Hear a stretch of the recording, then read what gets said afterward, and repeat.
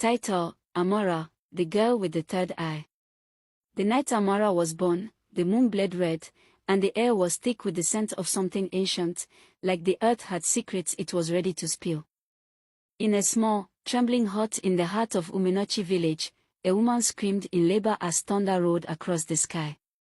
"She's coming," the midwife, Mama Ejide, said, sweat glistening on her face. And then, silence. No cry. Just stillness. Until the baby opened her eyes. All three of them. Two on either side of her face. And one, dead center on her forehead, glowing faintly like an ember. The room froze. The mother, Ngozi, took one look and screamed in terror. "What is that?" she cried. What did I give birth to?" Her husband, Obinna, stared at the baby, his face pale. "This is not my child, this is a demon," he spat. "Cover that thing." Mama Ejide stood protectively in front of the child. "She is not a demon. She is special, sent by the gods." But Obinna had already grabbed his wife by the arm. "We leave this night. Let the witch raise her cursed child." And just like that, they were gone. Mama Ejide named the girl Amora, Grace, though her beginnings were anything but graceful. By the time Amora was 6, her third eye could see into people's souls. By 10, she could predict death before it came. And by 12, she began to hear the whispers of the ancestors. One night, as they sat beside the fire, Amora looked up and asked, "Mama, why did my parents leave me?" Mama Ejide sighed, staring into the flames. They were afraid of what they did not understand. "But child, you were not born by mistake. You are the eye of truth. You were sent to save them, even if they didn't know they needed saving." Amora looked away, her third eye softly glowing. "I don't want revenge. I want to know why our family suffers." Mama Ejide's hands trembled. "It is the curse. 3 generations ago, your great-grandfather betrayed a powerful seer.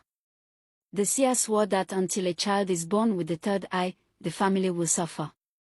Amora stood slowly. "Then it's time I return." When Amora walked back into Uminochi at age 18, the ground seemed to tremble beneath her feet. Villagers paused mid-step, watching the strange but stunning girl with glowing eyes and a quiet strength. She arrived at the compound of her parents. Obinna stepped out, old and grey now. His eyes widened. "Ngozi, come. It's her."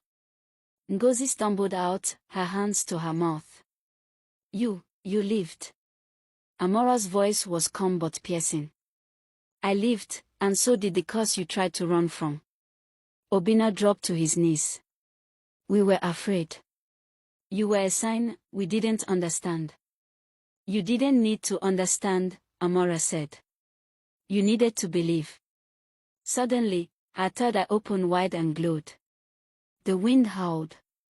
In that moment, the skies darkened and spirits soared above the house. An ancient voice echoed. "The time has come. Let truth judge the bloodline." A shadowy figure emerged, the spirit of the old seer, eyes burning with anger. "You return, child," the spirit hissed. "But I will not be undone so easily." Amora stood tall, her eyes locked on the spirit. "I was born for this," she said. "You bound my family in pain, now I break the chain." With a flash of light from her third eye, the spirit let out a terrible scream and exploded into a cloud of ash and sparks. Silence. Then, the air felt lighter. The sky cleared. In the distance, the family's dying palm tree bloomed again, its leaves rich and green. Obinna wept. Ngozi held her chest. "You were our blessing," she whispered. "We threw you away." Amora turned away, tears in her eyes. "I forgive you," she said. But forgiveness is not the same as forgetting. From that day, things changed. Her mad uncle began speaking sense. Marriages in the family began to last. Children lived beyond 30.